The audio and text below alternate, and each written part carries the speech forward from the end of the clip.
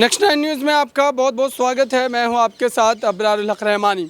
Supriya Sule NCP के कद्दावर नेता भी हैं और एनसीपी के कई फैसलों में उनका अहम रोल देखने को मिलता है। लेकिन अब जो खबर आ रही है वो अजीत पवार को लेकर के आ रही है। दरअसल अजीत पवार पर सुप्रिया सुले का गुस्सा जम करके फूटा है।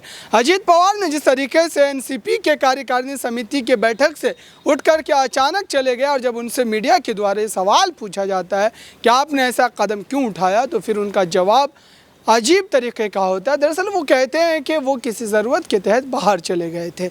लेकिन आप देखिए कि जब वो उठ कर के वहाँ से गए उसके बाद लगातार जो समर्थकों की बयानबाजी और एक तरीके से नारेबाजी जम करके देखने को मिली थी, तो फिर ये बात कैसे हज़म होगी कि दरअसल अजीत पवार वहाँ से उठ कर के ज़रूरत के तहत गए थे। और अब सुप्रिया सुले ने जो बात कही है उस बात को सुनने के बाद आपको भी यही लगेगा कि अजीत पवार का भी एनसीपी से बाहर जाना लगभग तय माना जा रहा है।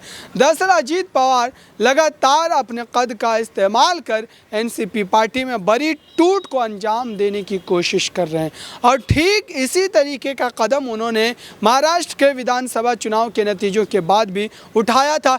तब भी बड़ा बवाल मचा था, लेकिन शरद पवार ने अपनी सियासी सूझबूझ का इस्तेमाल किया था तब, और फिर उसके बाद अजीत पवार के एनसीपी में वापसी हो गई थी। लेकिन क्या इस बार सुप्रिया सुले का जो अंदाज नज़र आ रहा है अजीत पवार के ख़िलाफ़, तो क्या अजीत पवार को वो माफ़ कर देंगी या फिर अजीत पवार का भी एनसीपी से बाहर जाना तय माना जाए? क्या अजीत पवार आने वाले दिनों में किसी और सियासी गुट में शामिल होने के बारे में विचार कर रहे हैं? क्योंकि उन्होंने जिस तरीके से तमाम अपने कदम उठाए हैं उस पर अगर आप नज़र दौड़ाएं तो यही बात समझ में आती है कि एकनाथ शिंदे के गुट के साथ उनकी नज़दीकियां जो है लगातार बढ़ रही है।